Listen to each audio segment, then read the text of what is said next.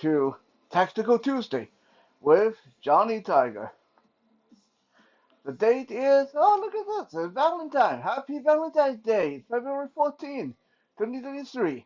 And here we are, beating the crap out of my good buddy, training partner, uh, training, uh, I hate to say dummy, but, you know. Hey, Bruce, happy Valentine's Day, buddy. Anyway, okay, that's a bit weird. But it's Valentine's Day. We can get a bit weird on Valentine's Day. You're supposed to get weird on Valentine's Day. Now, as most of you that watch this channel know that I just came back from vacation not too long ago. While I was away on vacation, I heard this horrifying story of one of our relatives that actually went through a very traumatic experience at work. She was working in the office. I'm not going to give too much detail, just in case she doesn't want this publicized. So I'm just going to give enough detail so you guys know why I'm talking about this today.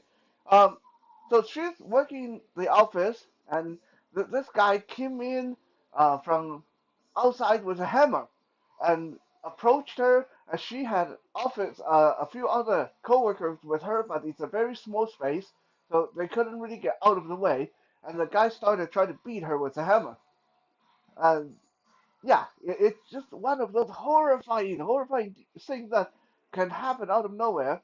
So don't say that you'll never get hit with a hammer. Don't say that you'll never get attacked. Sometimes things just happen. Okay, even when you are out there working in public, working in a safe environment like an office, you have your coworkers around you. A madman coming with a hammer. What are you going to do, right? So why am I talking about that today? Because this inspired me to uh, think about going back to basics to talk to you guys about something very fundamental, which is how you are supposed to block something. You see, I often get asked by people questions like, someone come at you with a knife. How do you block it? Well, preferably you don't want to block it. But let's say if you do have to, how do you block it? Someone come at you with a stick. How do you block it? Right?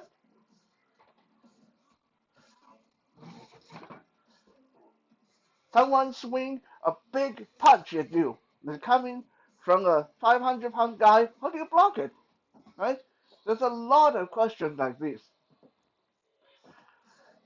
Now, there's really not a very complicated answer.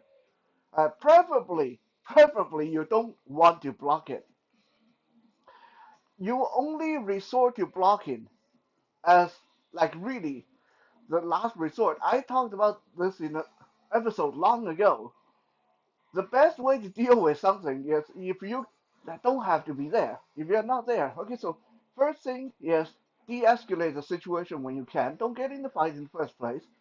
Second, if that punch or that stick or whatever is coming, you want to get out of the way if you can, preferably running away if you are a good runner. So blocking is reserved for there's really nowhere to go. Like in my story in the beginning of the video, someone coming to the office through the doorway with a hammer in their hand, and you have nowhere to go. Okay? In this case, yes, in this case, you kind of, well, there's actually two things you can do. One, you can try to block it, which is not really advised. Second, if you want to, in this kind of scenario, assuming, okay, let me quickly stress this part, assuming it's not a knife or anything with a sharp point, okay? If it's a blunt instrument, like a hammer, or a baseball bat, instead of trying to block it, you are much better off if you go low and tackle the guy, okay, and stay close to him. Tie up that arm that have the blunt instrument in it, right? Because if you're close to them, they can't get a good swing. Okay, make sure you use their body to shield your head. Right? Bite them if you have to. Hold on to their arm and try to get the weapon away from them. Especially in this scenario where you have co-workers in the same working area as you. So if you tackle the guy and you get in and you tie him up for that split second, your co-worker will jump in, and two or three of you will overpower the guy. As long as, like I said, it's not a sharp instrument. If it's a knife, you do not want to do that. Okay? But yes, it takes a bit of courage and a bit of daring and madness and a bit of anger and probably a lot of training for you to really want to, when you see a guy coming with a hammer, for you to want to dive in and tackle him. Okay, so I understand if it's not intuitive. So sometimes you do end up resorting to, ah, the hammer is coming and you block. Okay, so this takes us back to how do you block properly?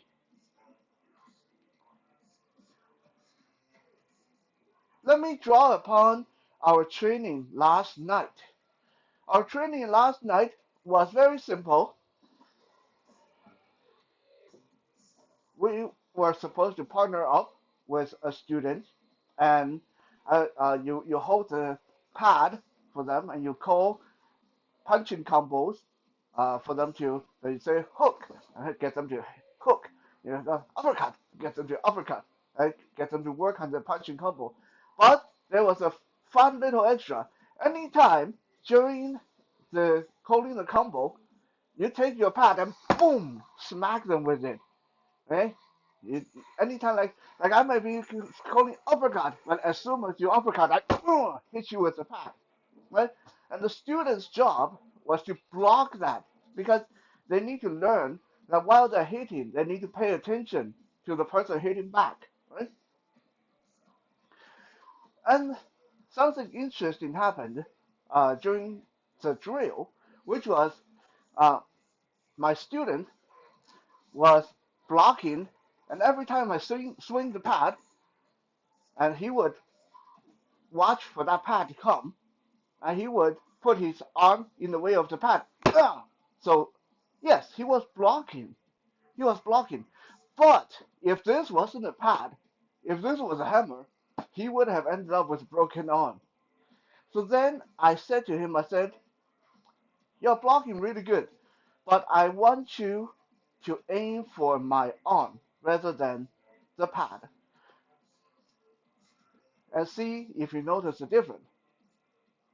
So we started doing that, and every time I take the big swing with the pad, he would snap his forearm right into my forearm. So he would put his forearm in the way of my forearm. So when I rather than getting him with the pad, my forearm was smack into his forearm, right? Almost immediately, he noticed. He said, "Hey, you're not swinging at me as hard." I said, "Yeah, this is why you want to block this way.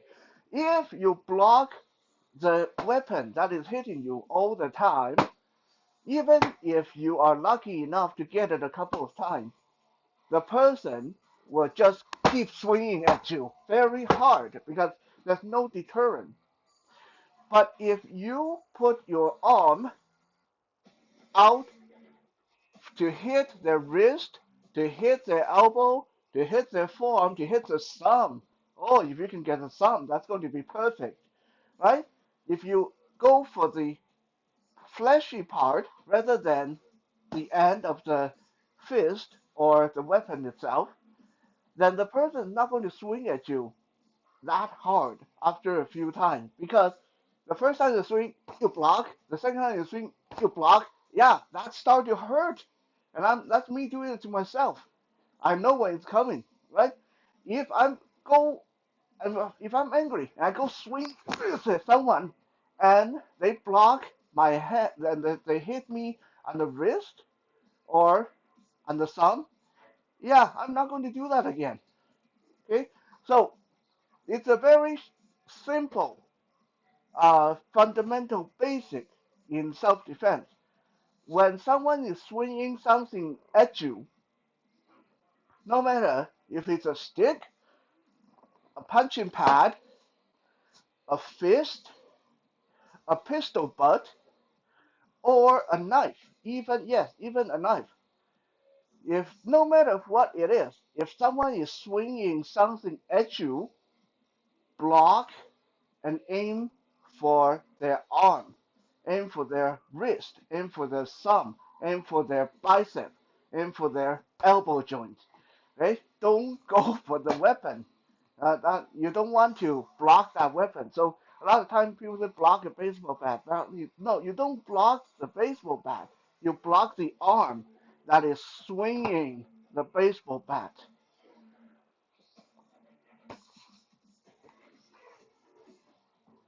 Like I said, very simple, short episode, but very, very vital to know just exactly how to block, what is the right way to block. Okay? When someone is swinging something at you and you have to block, you can't run away, then block the arm. Don't block the weapon.